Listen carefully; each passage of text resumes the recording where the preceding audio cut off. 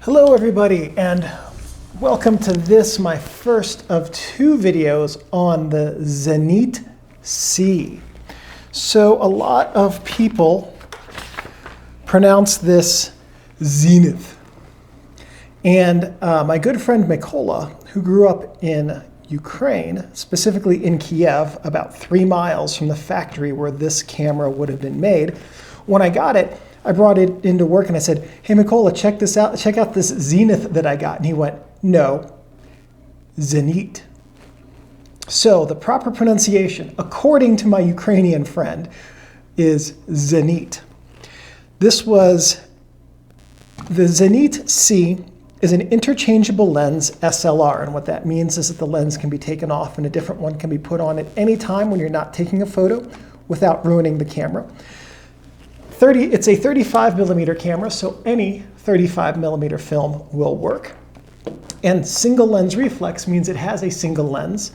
The light passes through the lens to a reflex mirror, up to a pentaprism, and then out to your eye, and you see exactly what the film will see up until the moment that you take the photo. It has no light meter. The shutter speeds on this camera are bulb and 1/125th to 1/500th. It has a plain matte focusing screen, and the focusing screen on it is fairly dim. It's a glass focusing screen that's been probably hand ground or maybe machine assisted ground. It does not have a Fresnel or any of the fancy stuff. It predates all of that. The flash sync on this camera is at various speeds based on the selection of flash type. We'll cover that a little bit more in video 2, but if you are using a modern flash, which is any sort of X-Sync flash, then you would need to set your shutter speed to 1/25th of a second or slower in order to use that flash. This camera has a particularly slow flash sync speed. The target market for this camera, at the time it was made in the country in which it was released, would have been the intermediate to advanced user. This is essentially a Zorky rangefinder with a reflex box built onto it. And I mean that quite literally. The machines for this camera's body were the exact same machines that made the Zorky rangefinders. The flash sync for X, FP, and M bulbs are all in the exact same socket right here.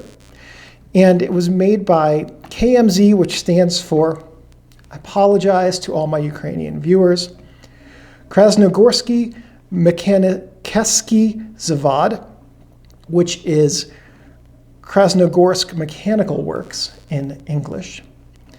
The internet indicates that these were made only in Moscow, but as I said, my buddy who grew up in Kiev remembers these being made in the factory near his home. They were made from 1955 to 1961. This camera was preceded by the Zenit-1. It was concurrent with the Zorky 2 and 4 rangefinder cameras, and it was followed by the Zenit-3. So, as we do, if you have your Zenit-C, we'll take a look at what everything is in this video. In the second video, we'll talk about what it does and how to take a photo with it. Starting on the sides here, we have the strap lugs, which is what you would connect your camera strap to. Film rewind knob right here. This is your shutter speed dial, your flash sync delay dial right here on this side, on the underneath it. Your shutter speed index is that line that right now is pointing towards 25th. Shutter release button, film advance and rewind dial. Here's the rewind dial is right here. And then this is the film advance right here. And you have a manual reset frame counter on top of the film advance dial. On the camera's front, we have the flash PC socket right here.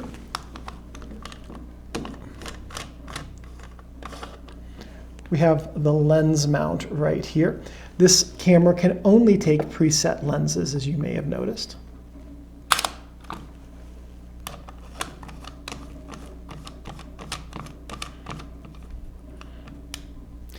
We also have on the bottom, technically, the support foot. Not all of the Zenit-C cameras have this. The support foot just flips out so that you can rest it flat. Basically, it creates like a mini tripod. So if you wanted to set this on a picnic table or a signpost or something to get a picture without this tilting forward, you could do that with the little support foot. On the camera's back, we have the viewfinder and the serial number. On the camera's bottom, we have a 3/8 tripod socket. We also have OTKP, which means open, and closed, which is, as far as I can tell, 3AKP. I don't speak Russian, and I'm not going to try to pronounce those. Inside of the camera, which we will see now by going to OTKP, we have a fairly mechanically simple mechanism. We have the film cassette chamber here. We have a removable film take-up spool, which we have to remove in order to load the film correctly. Then we have the, and also you must have one of these in order to use this camera. If you buy one of these and it only has this little doodad right here and it does not have the take-up spool, you will need to get a take-up spool. This cannot simply take a 35mm cassette take-up spool for use. It's going to need the specific part that goes right there. And here we have the shutter release mechanism. So if I advance the shutter, what you can see when I hit the shutter button is that the shutter button connects to this pin right here. So you push the shutter button down, and that releases all of the springs that are inside of the camera. And you can see that working down here on the bottom of the camera. It's kind of neat. And if you're curious, these two adjustments here are for adjusting the shutter speed timing, so that if you're having issues like shutter capping or inaccurate shutter timing, and you know how to do that, which I do not, you can adjust these to correct shutter speeds or inaccurate shutter speeds. Some notes on the Zenit-C. In Russian, C is S, apparently, and S stands for flash sync, which is how this differs from the Zenit-1. The Zenit-1 does not have a flash sync on it. The flash sync on this camera needs to be adjusted for delay based on your flash type, and this is the only camera I've ever seen that has that. And here's the delay adjustment lever right here, where you can select the amount of delay in milliseconds based on the type of flash that you're using. So early Zenit-C bodies had a 1/25th of a second slow shutter speed like this one, and later bodies had a 1/30th of a second slow shutter speed. So we know that this is an earlier Zenit-C. Some things not to do with your Zenit-C. Don't store the camera with the shutter ready to fire. Everything in here is spring-loaded and clockwork, and frankly, the mechanisms are quite old now. So if you store it with the shutter ready to fire, what's going to happen is that you will keep tension on all of those springs, and you'll either fatigue them to the point where they break, or they'll develop a memory and the timing won't be as accurate as it should be.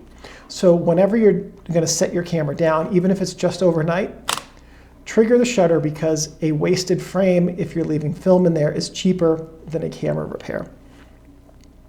Don't touch your shutter or mirror. Touching the shutter in this camera can lead to it being bricked. Touching the mirror can cause it to desilver, which will affect your ability to focus, and it already has a fairly dim viewfinder. Don't leave your camera or lenses in your car, because It's a good way to get your car broken into, but also the heat can cause the oils to break down and get thin and get to places they shouldn't be. And likewise, the cold can cause them to break down and get really gummy. And that can cause your camera not to work properly. The shutter speed timing specifically.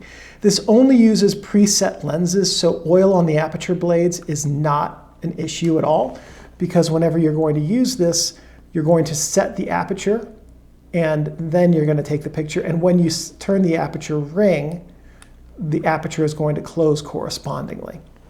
Don't store your gear in a plastic bag or box unless you have a rechargeable desiccant pack. And the reason for that is because water will permeate through that plastic and it can cause fungus to grow on your optics. And don't let your camera get wet. It is all metal inside. It's not weather sealed. It can rust. And just remember that your Zenit-C is a precision tool and should be handled with care and respect. And as long as you take care of your camera will take care of you. Thank you for watching this video. Please give me a thumbs up. That lets me know that I'm on the right track producing content which is useful and helpful to you. If you have any questions or comments, please leave those in the comments section below. I'm pretty good about checking these every couple of days and answering questions. If you have any suggestions or ideas for future videos, and if I have the technical know-how and equipment, I'm more than happy to make those. One last thing. Thank you everyone for watching, and I'll see you in the next video. I gotta get up, Steinbeck. I have to turn off the camera.